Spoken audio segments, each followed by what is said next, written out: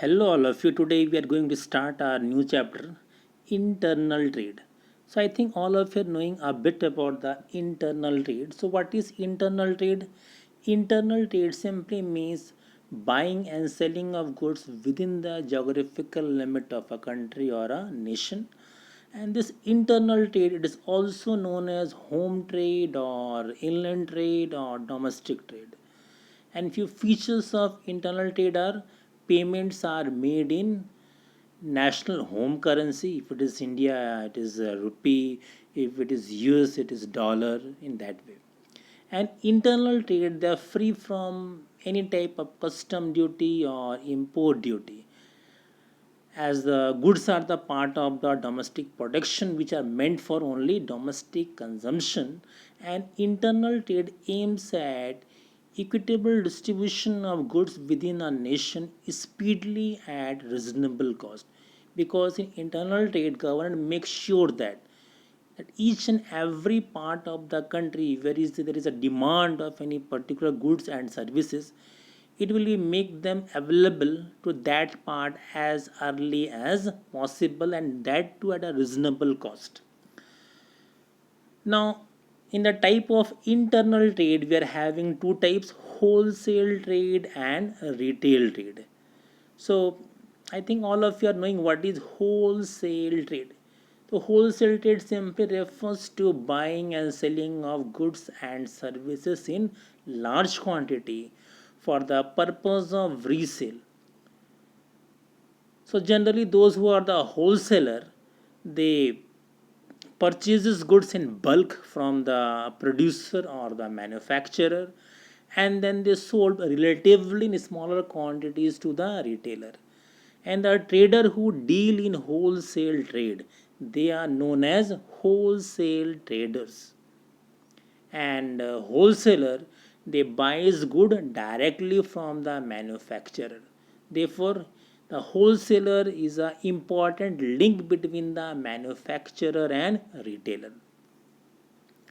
Now, these are the important features of wholesale trade.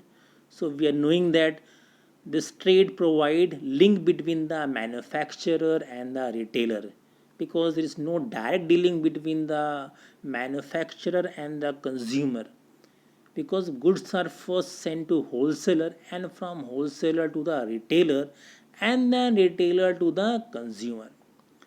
And the wholesaler, he buys goods in bulk quantity and sell them in smaller lots. And the wholesaler, they are required to maintain large amount of capital. Why? Because they are required to maintain large stock, and they also provide credit facilities to the retailers. And usually the wholesaler, they specializes only in one particular line of good. It is not one good, it means one particular line of goods, maybe consumer goods or electronics goods or electrical goods, in that way. And the margin of profit is generally low in order to take the advantage of high turnover. So wholesaler, they keep the margin bit low so that they can take the advantage of a high turnover. So percentage of profit is less, but in terms of rupee it will be more. Just like in Reliance, they're having 25 crores customers. So if they will keep a margin of rupees 10 per customers also, so to 25 into 10, 250 crores per month it will be there. In that way you can think. And the wholesaler performs a number of functions and services such as grading of products and packing into smaller lots. So grading mainly implies to the agricultural product, where the goods are graded according to the size, according to the quantity, according to the quality, according to the color. Just like you see the example of maybe if when you go to the market, the potato vendors, he open the bags and then he grade the potato, small one, big one, and then he charges higher prices for the big potatoes, in that way. The next part we will see that services of wholesaler. What services wholesaler he is providing? So we'll see in two contexts. First of all, service to the manufacturer, and second is services to the retailer. So first is facilitating large scale production. So as wholesaler, they purchases the goods in bulk, because what is the feature of wholesaler? They purchase the goods in large lot or bulk from the producer. So because of that, it helps the producer to produce the goods in large scale, because wholesaler they purchase in bulk, and because of the large scale production, the producer they're able to take the advantage of economies of scale. Now what is called economies of scale? Whenever goods are produced in bulk quantity, the price per unit of goods decreases. The price per unit of goods decreases, just like when you cook food. If you're cooking food for 10 persons, 20 persons, 50 persons, 100 persons, 200 persons, so as the scale will increase, the cost per plate will decrease. That is known as economies of scale. Then second is bearing risk. Now wholesaler, as soon as the goods are produced, the wholesaler they collect the goods from the manufacturer, and then they keep them in their own warehouses. So that means the wholesaler he is actually keeping the goods in his warehouse. So wholesalers they used to bear the risk arising out of any fall in prices, any theft, any spoilages, and thus the manufacturer they are relieved from such risk. Then next is financial assistant. So wholesaler when they purchase goods in bulk, they also forward some amount to the producer in the form of advance money, because for bulk order they need to give some advance, then only the goods are produced. So that means a wholesaler he is providing advance to the manufacturer. Okay, so in this way the manufacturer is getting financial assistance from the wholesaler. Then next is the expert advice. Now we are knowing that manufacturer they are not in the direct link with the customers. Actually, who is in a direct link with the customers? It is actually the retailers, because retailers are selling the goods to the customers, and who is selling the goods to the retailers? It is the wholesaler. The wholesaler they are in a direct contact with the retailers. So the retailers they collect the information regarding the taste, the preferences of the customers, the regarding the strategies of the competitors, and they pass out to the wholesaler. And wholesaler they pass out this information to the manufacturer, and depending upon these valuable information, the manufacturer they make necessary changes in their strategies and policies.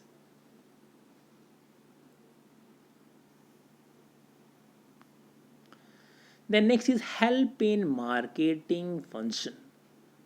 Now how wholesaler helps in the marketing function?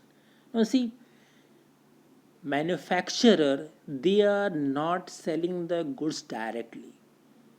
So who are selling the goods? It is actually wholesaler who is giving to the retailer, and the retailer they are selling the goods to the customer.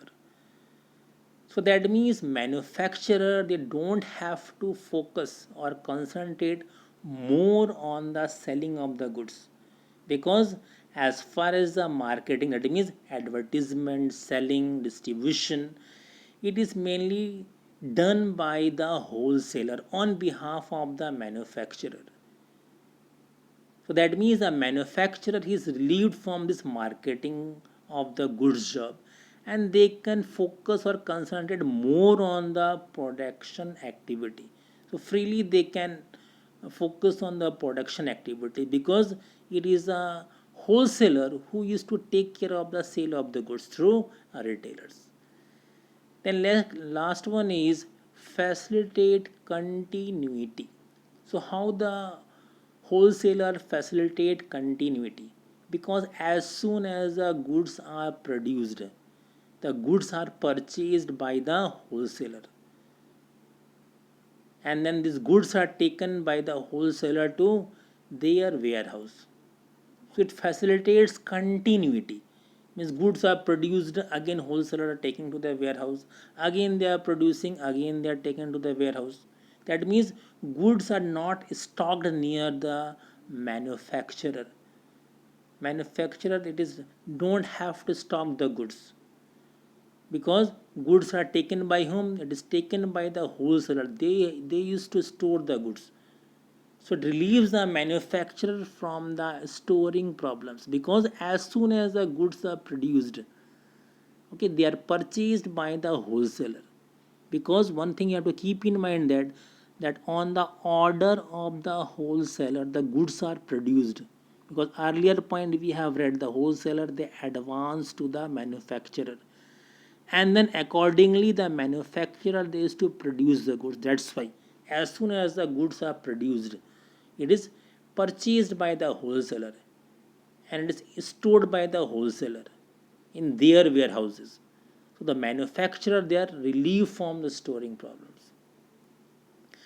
Now next is the service of the wholesaler to the retailers. So who are the retailers?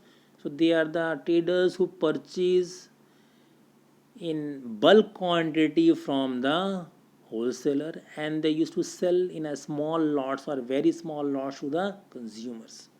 So first is the availability of goods. So the retailer, actually we are knowing that they maintain the stock of large variety of products to meet the demand of their customers. If you go to any retail shop, maybe grocery shop, you will find lot of items, lot of rice, pulses, oil, shampoo, okay, papad, buddy, chocolates, ice cream, everything will be getting there. So that means those who are the retailers, they are supposed to maintain variety of products, and it is actually the wholesaler who provide these products of various manufacturers to the retailers. Because nowadays a wholesaler they deals with the products of different type of manufacturers, maybe of Procter and Gamble also, maybe Hindustan Unilever also.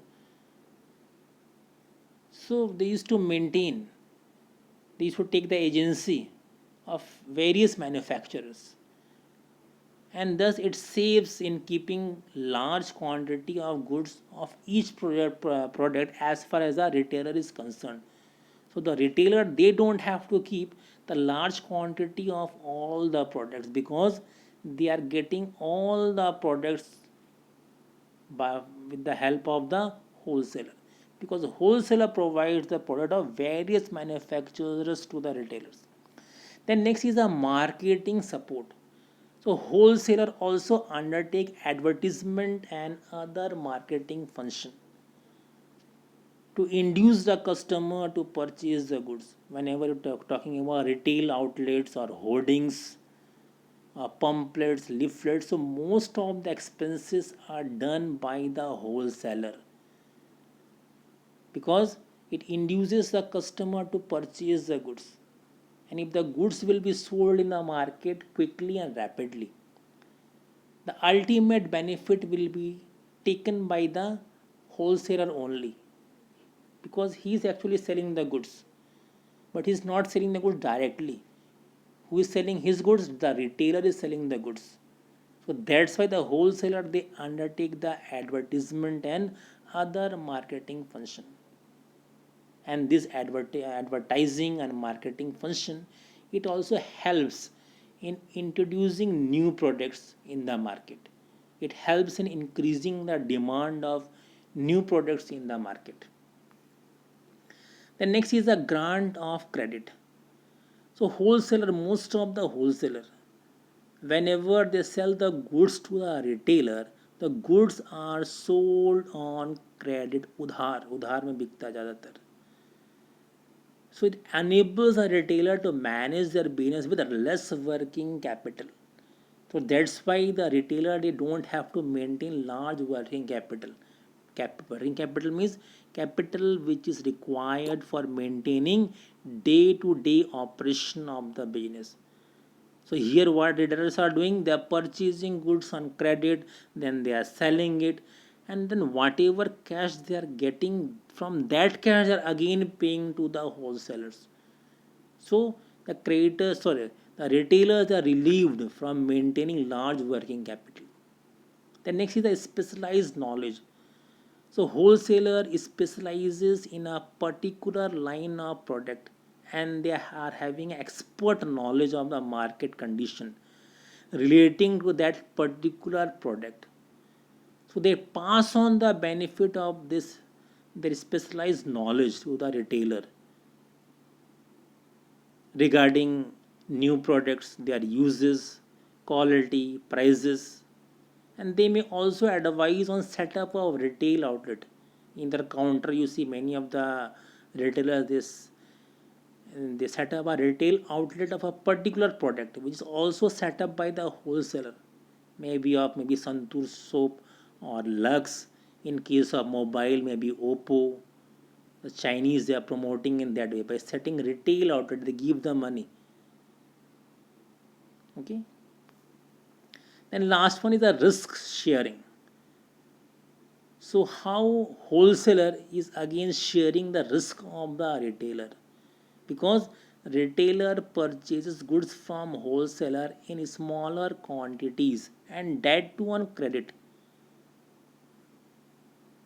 So as they are purchasing the goods on smaller quantities, so the retailer, they are relieved from the risk of spoilage or obsolescence or any fluctuation in the price and demand and other damages, because retailer they don't keep the any product in bulk, because they used to purchase directly from the wholesaler. They don't store it, because storage is done by whom? It is done by the wholesaler.